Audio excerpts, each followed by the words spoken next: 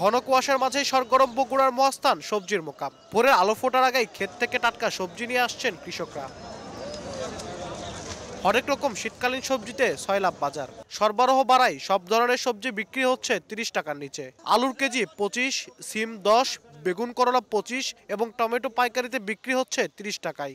সবচেয়ে কম ২ টাকা কেজিতে বিক্রি হচ্ছে মূলা। ফুলকপির প্রতি পিস মাত্র ৫ টাকা।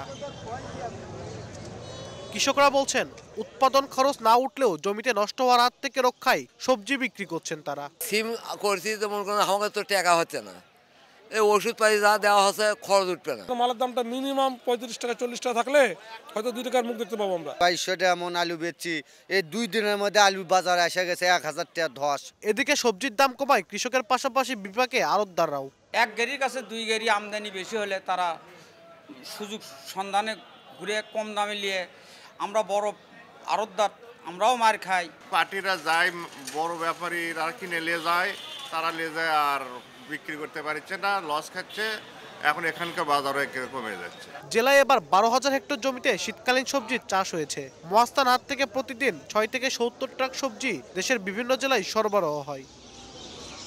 আব্দুল আউয়াল, সময় সংবাদ, বগুড়া।